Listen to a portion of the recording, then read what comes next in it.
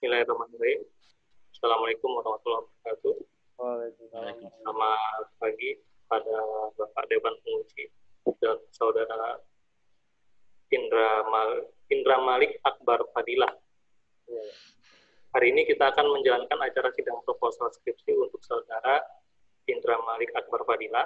Sebelum dimulai, saya akan menyampaikan beberapa mekanisme sidang proposal skripsi.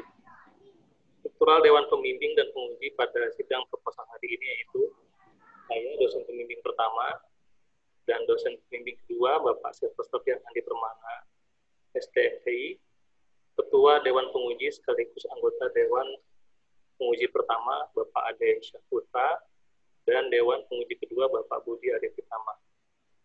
Ujian ini akan dilaksanakan dalam kurun waktu 60 menit atau secukupnya, di mana presentasi sudah dilihat dalam video yang telah disampaikan sebelumnya.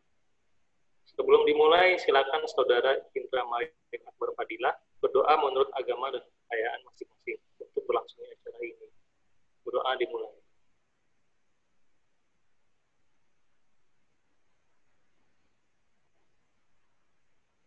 Ya, berdoa selesai. Saudara Indra Malik Akbar Fadilah, terima kasih sudah mempresentasikan penelitiannya dalam video yang telah disampaikan kepada dosen pembimbing dan Dewan Penguji. Berikutnya kami silakan kepada Dewan Penguji untuk mengajukan pertanyaan. Pada Bapak Ade Syahputra, kami silakan. Baik Pak Ed, terima kasih. Selamat pagi Indra. Selamat pagi Pak. Apa kabarnya nih? Alhamdulillah baik Pak. Nah, berarti sesuai lah ya dengan yang dibahas ya tentang COVID ya. Iya Pak. Semua sudah sehat, baik-baik saja. Iya Pak. Oke. Sebelumnya saya ucapkan kamu udah selamat ya, kamu udah masuk Terima kasih Pak. tahapan ini ya. Ya memang membutuhkan effort yang lumayan ya untuk bisa kamu dapat maju ya ke sidang proposal ini. Dari dokumen yang saya dapat ya terkait dengan proposal kamu, mungkin baiknya lebih di awal kamu bisa jelaskan apa sih yang kamu buat? Oh iya Pak. Coba dijelaskan. Kalau yang saya buat itu klasifikasi terhadap berita hoax berdasarkan berita dari Instagram Pak. Berita mengenai COVID. Alasannya kenapa nih ambil dari Instagram? Kan banyak nih sosmed nih. Iya. Alasannya karena di media Instagram banyak berita-berita COVID yang tersebar memungkinkan terjadinya penyebaran berita hoax, Pak. Oke. Apa ada pengalaman nih yang membuat kamu memilih untuk mengangkat masalah ini terkait dengan Instagram ya? Nggak ada sih, Pak. Jadi gimana? Idenya dari mana nih? Idenya itu awalnya saya kan tentang komentar spam ya, Pak. Terus Kenapa? awalnya tadi kasus saya tentang komentar spam mengenai COVID. Lalu bimbingan-bimbingan nggak cocok diganti jadi berita hoax, Pak. Disarankan untuk membuat berita hoax. Oke. Iya. Oke. Setelah saya baca ya dari proposal kamu ini, kita mulai dari yang abstrak dulu nih ya, yang di awal. Di sini ada beberapa catatan ya untuk di awal yang akan saya coba tanyakan. Ada yang sudah saya highlight di sini. Penelitian ini akan mengklasifikasikan Instagram berdasarkan timeline story dan postingan pada 30 akun Instagram yang memuat berita mengenai COVID-19. Ya. Di sini kan kamu berdasarkan timeline dan postingan, ya, timeline story dan postingan. Jadi kira-kira nih, kalau misalkan timeline story-nya itu dalam bentuk image. Kira-kira gimana? Gimana, Pak? Dalam bentuk gambar. Itu kira-kira bisa nggak kamu melakukan klasifikasi ini? Kalau di penelitian ini sih untuk yang berbahasa Indonesia dong, Pak, nggak yang bergambar, Pak. Itu jadi perlu kamu tambahkan, ya. Iya. Jadi saya to the point aja nih ya, karena saya ngikutin apa yang saya temukan di setiap kalimat yang kamu tulis di sini ya. Di abstrak itu tiba-tiba kamu ada menambahkan timeline story, ya. Kalau misalkan memang kamu memang memasukkan ini di dalam penelitian kamu, berarti harus diperjelas timeline story-nya itu bentuknya seperti apa yang akan kamu ambil, ya. Soalnya ada beberapa contoh yang saya lihat di berita online, khususnya di Instagram ya, beberapa akun itu walaupun mereka punya media cetak online-nya, maksudnya pemberitaan online-nya, tapi pun ada beberapa yang dipublish di story-nya itu dalam bentuk image-nya, gambarnya, ya. Itu contohnya kayak Radar Bogor, itu ada yang seperti itu, ya. Oke. Kemudian di sini ada satu lagi, ya, di kalimat yang sama, itu kamu akan menggunakan 3 akun Instagram. 30 akun Instagram. Itu bisa dijelaskan, 30 akun Instagram itu bagaimana kamu menentukannya? Jadi 30 akun berita di Instagram itu untuk mengambil berita yang saya ambil, kan ada 2 pelabelan ya, Pak. Ada hoax atau valid. Jadi itu saya ambil berita dari 30 akun Instagram itu, Pak. Iya. Gimana mekanismenya kamu menentukan 30 akun itu? Saya kan akun kan banyak. Iya. Itu dari 30 akun tersebut saya ambil satu persatu, Pak. Berdasarkan dari, jadi itu beritanya itu dari 30 akun berita saya ambil beritanya, nanti diklasifikasiin berdasarkan kalimatnya, Pak, teksnya. Ya, saya belum masuk ke prosesnya. Saya menanyakan dalam mekanisme pemilihan akun tersebut. Soalnya kan Instagram ya, kan ada kriteria akun yang benar-benar mungkin dari Instagram itu sendiri sudah membantu kita untuk dapat memilih akun yang benar, ya, yang pemiliknya itu real, ya, bukan akun abal-abal, ya.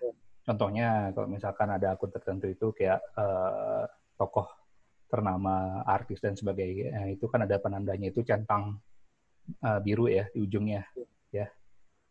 Centang atau bintang saya lupa, ya. Itu. Ini saya tanyakan kembali, bagaimana nih kamu memilih 30 akun ini? Apakah kamu asal milih aja? Tapi kan juga ada juga nih akun yang namanya mirip-mirip gitu. Iya kan? Ternyata akun yang sebenarnya itu ya ada nama tertentunya. Nah, itu gimana? Kalau untuk akun Instagram itu sih dilihat dari followersnya, Pak. Kalau misalkan followersnya di atas 200.000, itu kemungkinan dapat kita ambil sih, Pak, dari situ juga. Atau yang dari centang, yakin, Pak? Atau yang dari centang biru. Ntar kayak Pak Handi nanti minta kirim pulsa ke saya untuk tambah follower. Nah, itu nanti mohon ya kamu jelaskan ya. Iya, Pak. Kaitannya dengan 30 akun Instagram ini di bab 3 ya kalau nggak salah. Iya. Itu kamu memang ada mentionnya, ya, ada menyampaikannya di sana. Cuman tidak sampai 30, kalau nggak salah itu berapa beberapa ya? Aja sih, Pak. Ya, tapi ya perihal ini karena penelitian kamu, jadi kamu harus menjelaskan juga pemilihan akun ini seperti apa dan apa saja 30 akun tersebut. Ya, jangan cuman hanya Di sini ada kompas.com, Kompas.com, Tribun News, Liputan 6, Medcommit, Tirto, Detikcom, CNN, dan lain-lain. Nah, ya, kalau misalkan memang 30, ya kamu harus jelaskan 30 itu dari mana dan apa aja. Iya, Pak. Ya. Baik, Pak. Nah, itu mohon ditambahkan. Baik, Pak. Kemudian bab 1 saya masuk ya. Di sini kamu sebenarnya ada kurang ya, banyak kurangnya. Daftar isinya nggak ada, daftar gambarnya nggak ada, ya kan ya? Benar nggak? Kenapa? Iya, betul. Ya kan, nah, itu mau ditambahkan ya, daftar gambar, table dan sebagainya ya. Itu jangan kamu tidak masukkan, harus dimasukkan juga. Atau nanti ada tambahan ya atau perbaikan dari dosen pembimbing kedua ya, terkait dengan halamannya dan sebagainya. Oke, untuk bab 1-nya nih, jujur aja kamu bab 1 kamu nih satu paragraf itu lengkap semuanya ada. Untuk paragraf yang pertama nih di bab 1 ya, itu isinya itu ada COVID-19 di Indonesia, ada COVID-19 di Jakarta, ada media sosial itu apa, Instagram itu apa, berita hoax itu apa.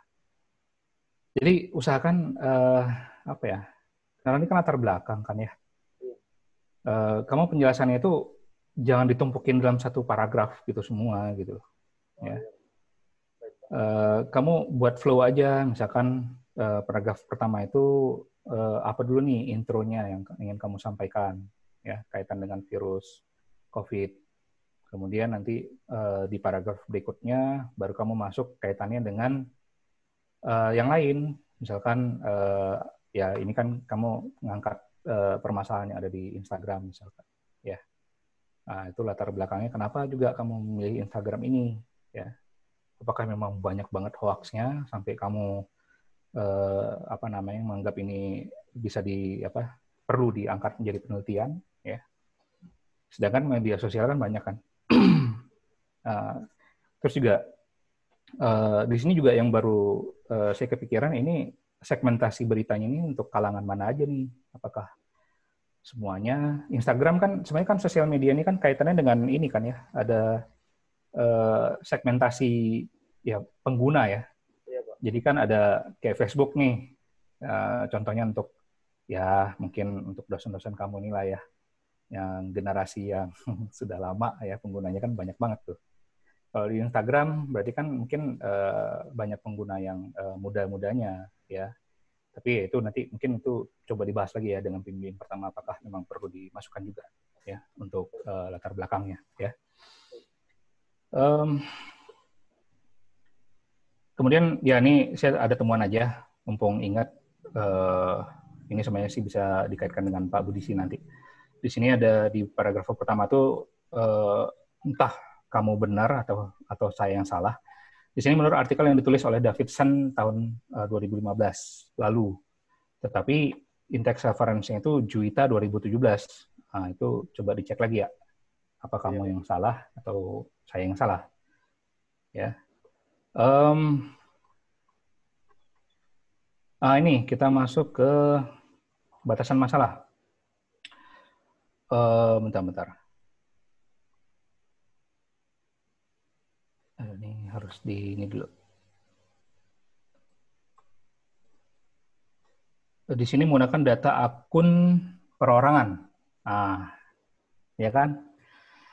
Di sini ada, tadi kan 30 akun nih. Iya, Pak. Di sini kamu jabarkan di batasan masalah itu ada akun perorangan dan akun berita online. Perorangan ini siapa? Apa itu belum saya hapus, Pak? Iya. Aduh, jangan. Kamu jangan sampai lupa. Ya. Misalnya perorangan ini pun juga harus jelas ini. Orangnya siapa? Apakah orang pemerintahan kah? Misalkan gubernur gitu. Ya, presiden atau siapa gitu. Kalau misalkan memang kamu nggak menggunakan ini, ya jangan ditampilkan sini. Ya. Nah ini lagi di batasan yang nomor 3. Kalau di di YouTube ya, kamu mengkategorikan 2 ya, hoax dan non hoax. Tapi di sini kenapa muncul hoax dan valid? Nah itu harus kamu tentukan tuh. Kamu mau pakai yang mana? Hoax dan non hoax atau hoax dan valid? Ya, Baik, Pak. itu.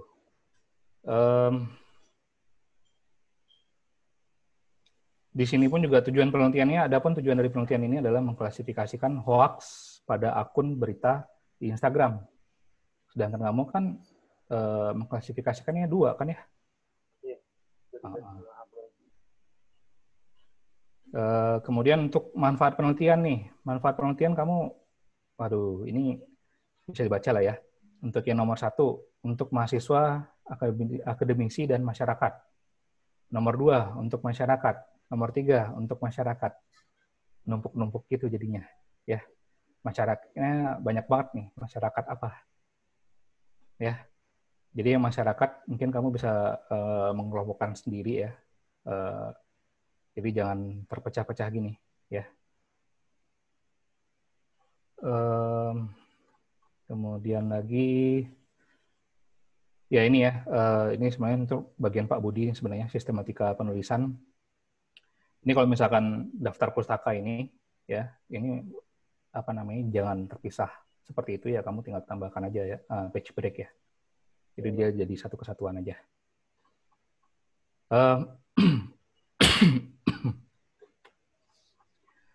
Kemudian di bab 2 nih. Bab 2 ini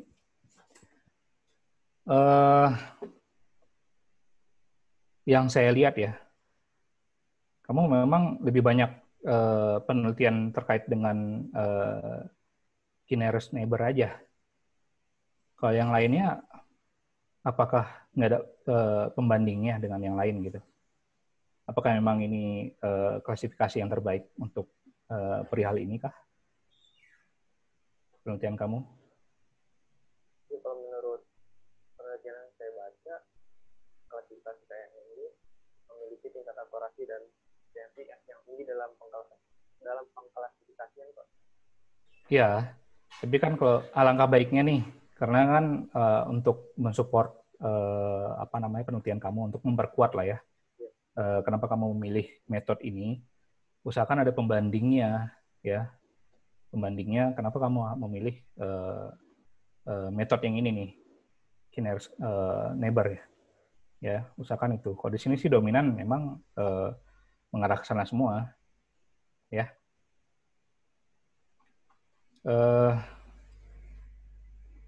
Masuk ke bab 3. Di sini ya ada saya temuin di analisis masalah ya. Bentar, baterai saya lowbat. Bentar ya.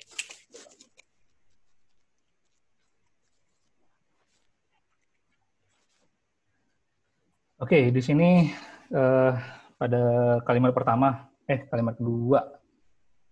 Ya, ini coba dilihat in-text reference-nya lagi ya. Jangan tutup kurung, buka kurung. Jadi Suyanto et al.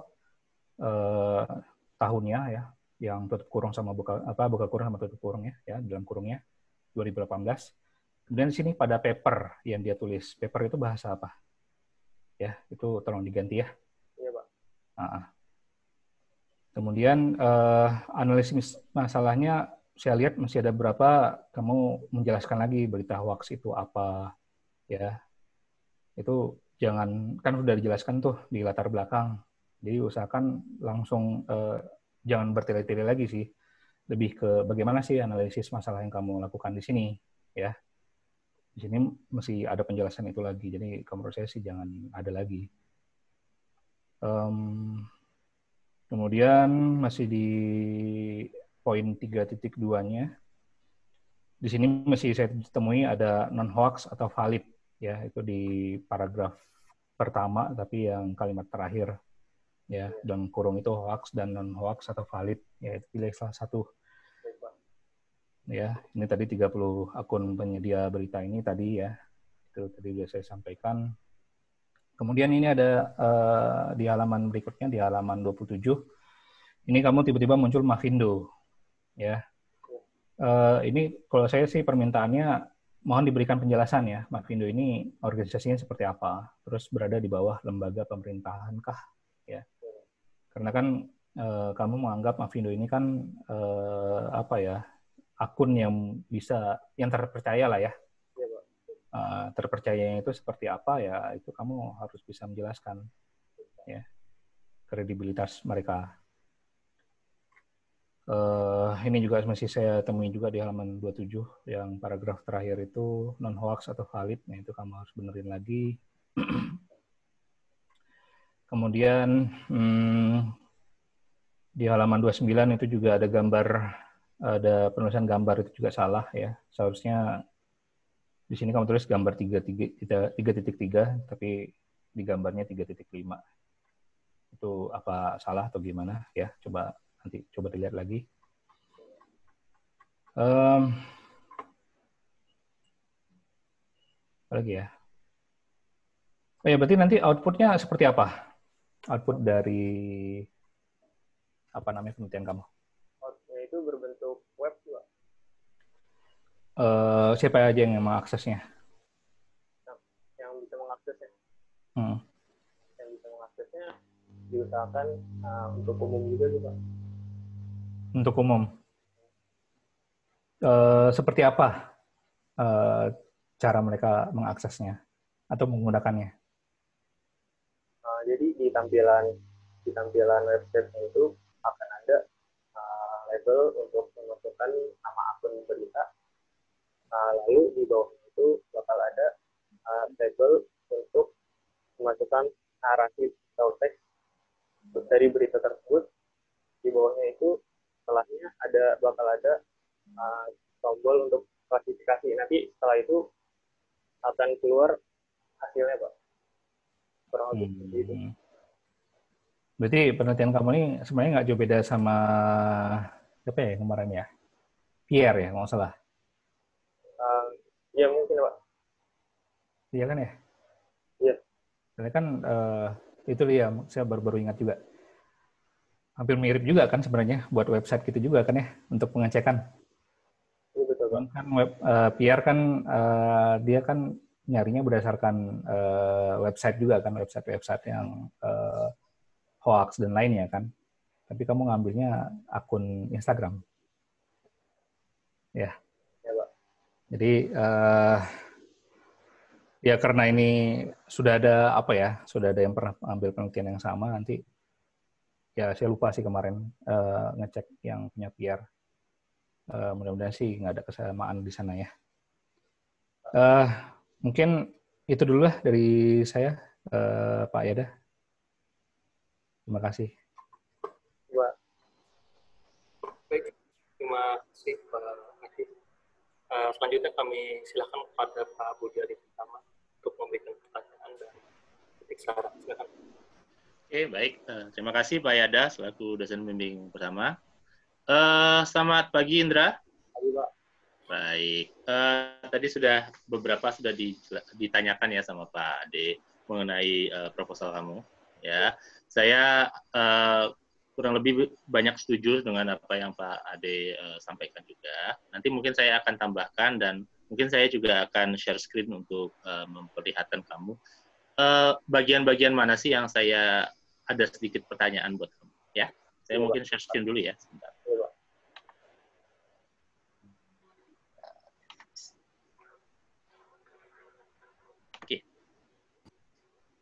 Oke, kelihatan nggak? Udah.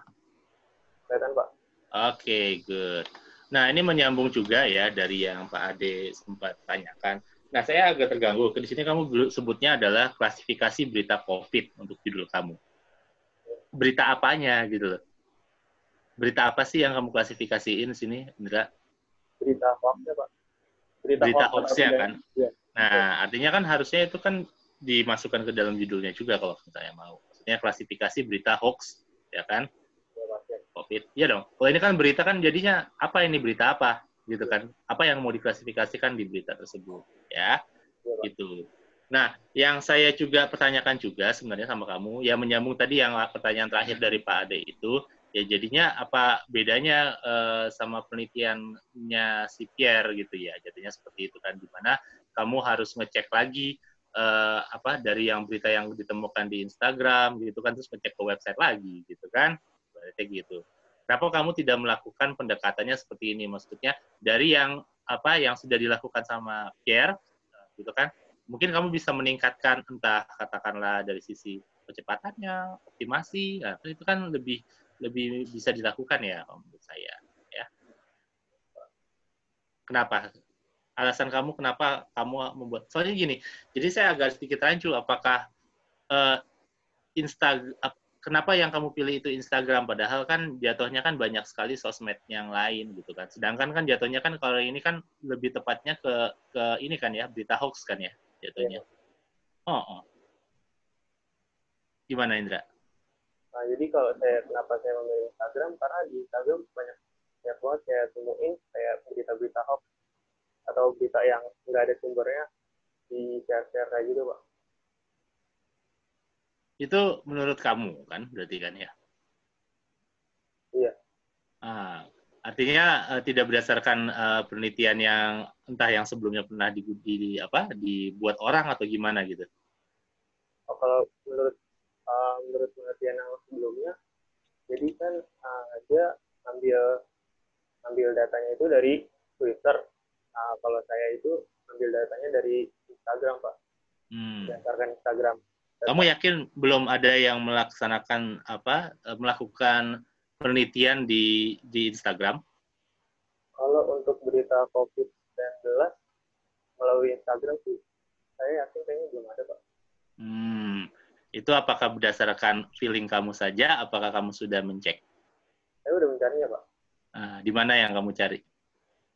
Di Google sih, Pak. Artinya pencarian kamu tuh kurang luas, ya. Karena sebenarnya penelitian seperti ini, yang jatuhnya seperti Instagram dan lain-lain, di luar sana sudah banyak yang melakukan. Ibaratnya seperti itu, ya. Ibaratnya jatuhnya mereka tidak memang bilang Instagram, tapi mereka bilangnya adalah social media. Di mana dalam social media itu malah lebih canggih daripada yang kamu mau buat ini. Jatuhnya mereka udah meneliti tentang dari berbagai aspek social media yang ada, kayak misalnya dari Facebook kah, Twitter kah, Instagram termasuk, dan social media yang lainnya gitu. Sehingga makanya saya bertanya dari sisi judulnya kamu mungkin harus lebih dispesifikan lagi gitu loh. Apa yang menjadi pembeda yang penelitian dari luar sama yang kamunya gitu, ibaratnya seperti itu. Saya sudah tandakan ada beberapa halaman webnya, nanti kamu tinggal lihat aja ya yang saya masukkan seperti apa ya. Itu dulu ntar ya. Oke. Lalu, ini balik lagi, kenapa hanya di Instagram saja? Soalnya ada beberapa penelitian tuh yang menyatakan bahwa mereka sudah melakukannya nggak cuma di Instagram aja, di sosmed yang lain juga sudah, gitu kan? Itu yang saya tanyakan, ya. Nah, yang kedua adalah bagaimana kamu mempertanggungjawabkan data kamu untuk jenis beritanya, ya. Kamu harus mengingat bahwa kalau di Instagram itu, katakanlah kamu niatnya mau di Instagram nih ya, saya balikan lagi ke situ. Instagram itu untuk story itu kan jatuhnya kan hanya 1 hari saja. Itu bagaimana kamu mengambil datanya, mengolah datanya itu seperti apa nanti? Bisa kamu jelaskan nggak? Kalau untuk pengambilan data dari Instagram itu sih, Pak, dari caption beritanya, Pak, bukan dari timeline story. Kalau timeline story itu kemungkinan emang cuma 1 hari doang. Nah, itu dia makanya. Maksudnya adalah, artinya kamu di sini harus menjelaskan juga bagaimana kamu mengambil teknik untuk si story ini. Soalnya jatuhnya kan story ini kan hanya 1 jam. Bukan 1 jam, 1 hari saja ya. Artinya harus ada periode pengambilan data kan? Iya nggak? Iya nggak? Untuk penelitian kamu nantinya. Perlu nggak menurut kamu? Perlu, Pak. Iya, ya. Jadi nanti mungkin bukan di abstrak ya, nanti di bab 1-nya mungkin bisa ditambahkan periode pengambilannya gitu loh. Atau enggak nanti pas di bab 3 ya. Bab 3 kamu bisa jelaskan bahwa untuk pengambilan datanya ini rentang waktu pengambilan datanya dari sekian sampai sekian. sekian, hari sekian. Gitu. Nanti jangan lupa ketika nanti kamu melakukan penelitian itu harus di-capture semuanya untuk menjadikan data validitasnya kamu, ya. Oke. Misalkan pengambilan beritanya itu dari postingannya Pak, bukan dari timeline story-nya Pak. Nah, kalau gitu kenapa kamu bilang story di sini? Timeline story itu kalau tahu saya di Instagram. Ayo, story atau post? Ayo. Itu post. Ayo, ya, ngerti ya maksud saya ya? Ya udah, kalau memang dari post ya post, jangan dicampuran. Kalau story ya otomatis story itu yang kecil-kecil itu loh. Nah, iya ya. Itu ya. Nanti ada yang pada 30 akun Instagram, nanti di bawah ada, nanti saya akan kasih lihat, ada juga pertanyaan untuk kamu juga. Ya. Nah, ini dia yang mungkin saya bisa membantu kamu untuk di penelitian kamu untuk di judulnya itu. Jadi spesifikkan saja bahasanya bahasa Indonesia. Itu yang menjadi pembedanya mungkin ya dari yang saya sempat temuin beberapa penelitian yang sudah membahas tentang sosmed untuk COVID. Ada seriously, saya sudah tandakan di sini dan saya juga cari. Nah ya, ini salah satunya contohnya nih ya. Satu jurnal membahas itu, a new application of social impact in social media for overcoming fake news in health. Sama aja kan, in social media. Penelitiannya dia sampai mana aja, tentang COVID juga sama, gitu kan ya. Nah, tapi apakah yang menjadi bedanya? Mungkin salah satunya yang mungkin saya bisa kasih masukannya adalah, kalau yang ini kan berarti otomatis bahasanya bahasa Inggris gitu ya, yang kamu pakai bahasa Indonesia. Mungkin itu bisa menjadi masukan juga, ya kan? Iya, Pak. Ya kan, lihat nih, kan dia udah buat di Weibo, Twitter, Facebook, Instagram. Gitu kan ketikannya maksud saya. Oke. Iya. Nah, itu bisa menjadi masukan buat kamu ya. Pak, terima kasih, Pak. Oke, ya, ini saya setuju dengan Pak Ade, bab satunya itu daftar isi kamu mana. Kan sudah sidang proposal harus sudah ada di situ. Kamu lupa atau gimana? Iya, Pak. Saya lupa.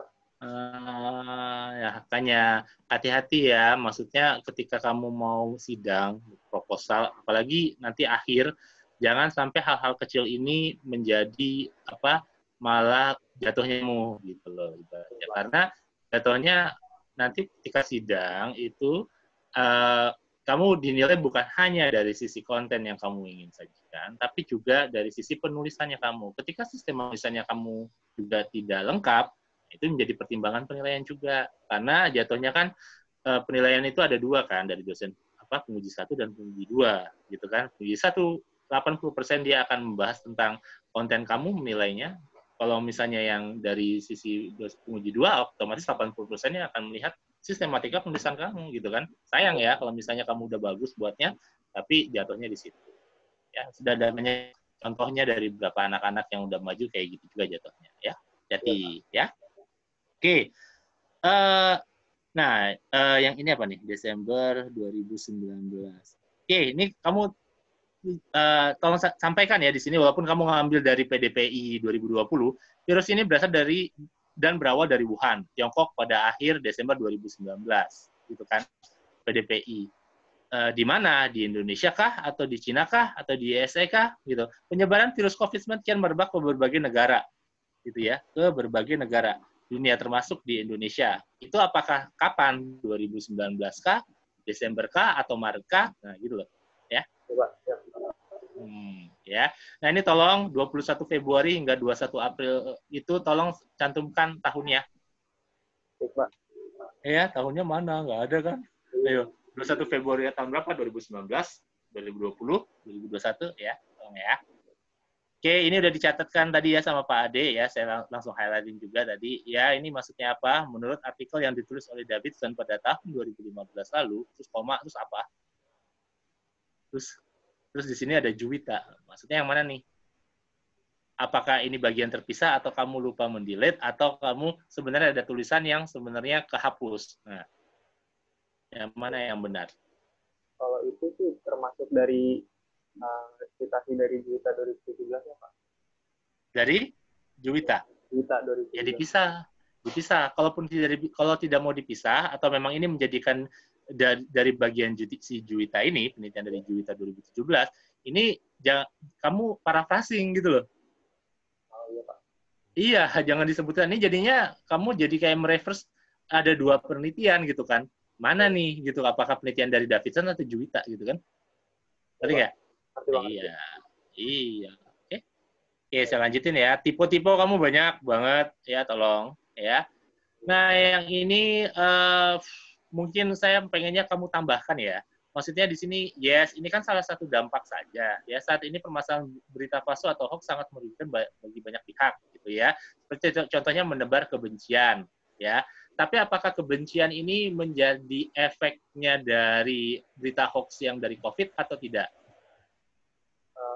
Itu sih Pak, dampak dari berita itu. Iya. Kebencian atau lebih tepatnya apa? Kalau untuk COVID ya?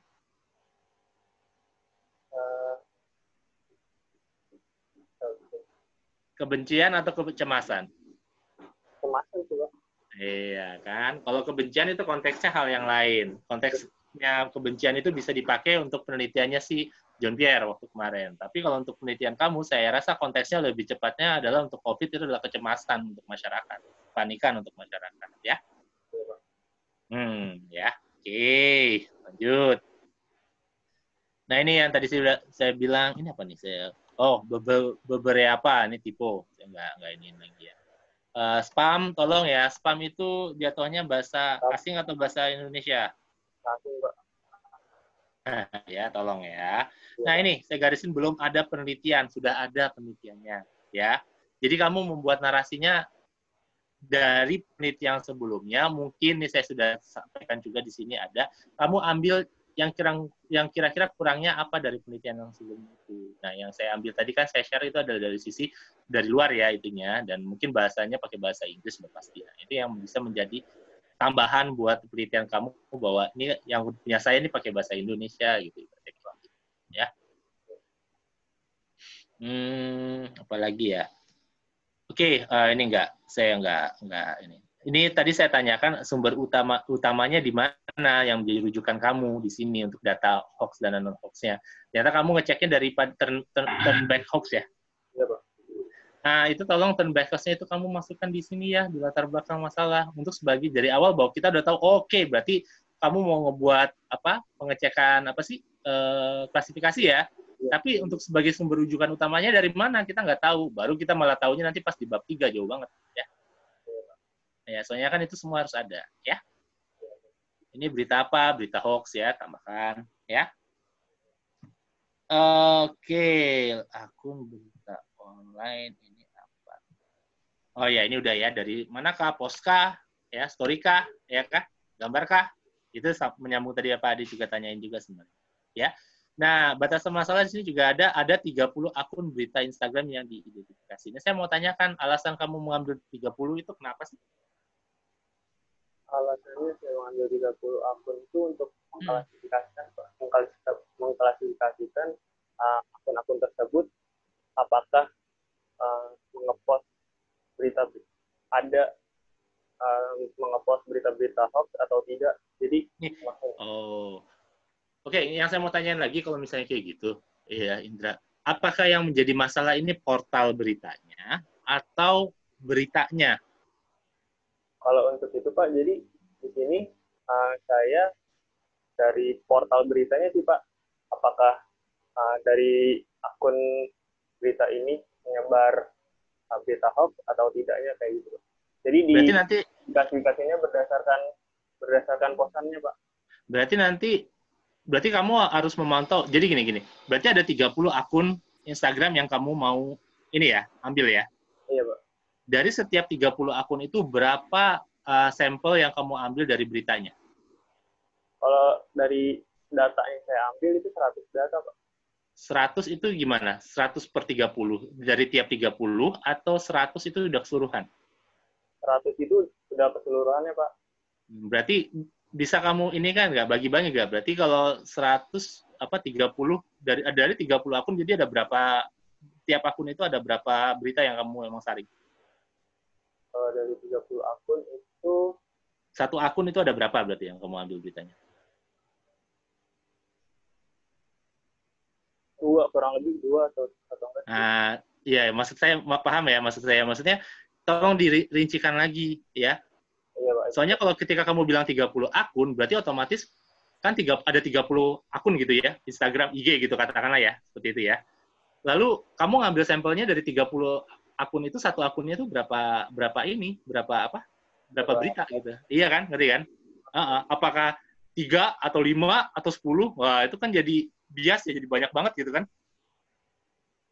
Jadi nanti malah kamu lebih banyak sibuk ngecariin berita yang ada di portal tersebut daripada enggak, gitu kan? Oke, ini tipe-tipe ya, tolong tipe-tipe itu kamu masih banyak sekali, ya. Meminimalisir, ya ini mungkin untuk masyarakat ini bermanfaat sebagai bentuk meminimalisir, tapi lebih tepatnya bukan meminimalisir ya, untuk mengetahui itu aja berita hoax atau tidak, ya. Lalu apalagi ya, tipe-tipe ini bab 5 bukan kesimpulan dan saran ya, apa harusnya? Penutup ya. Ya, tolong diganti ya. Oke, ini tipe-tipe kebanyakan ya. Ada yang italik, kamu belum italikan ya, kayak tweets gitu kan. Nah, itu tolong di ini ya, diganti ya. Oke, terus apa lagi ya? Enggak. Itu lebih banyak ke tipe kok yang ini. Ini saya lebih menyorotkan ke tipe. Pokoknya yang saya highlight ini adalah tipe-tipe, ada yang belum diitalikan, ada yang belum memang salah kata-katanya gitu kan. Saya mau cari ya.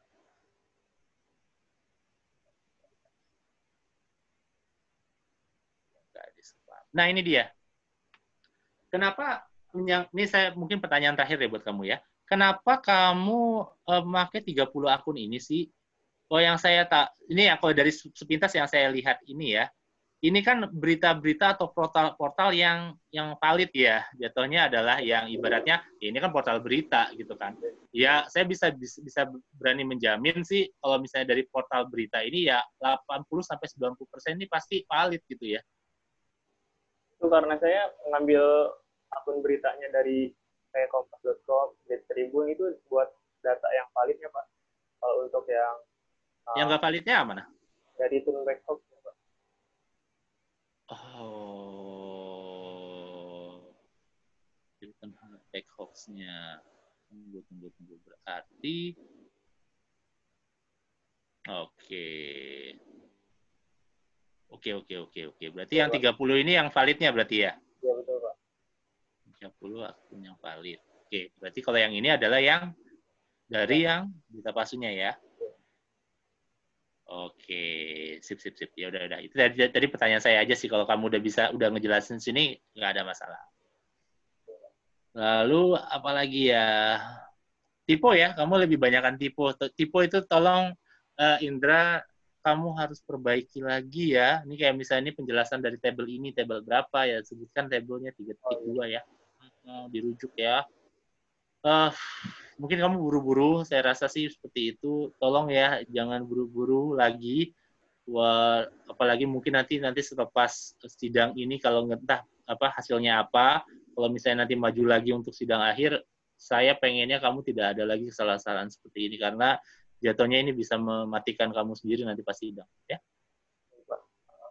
Oke, dari saya itu saja Pak Yada, saya kembalikan.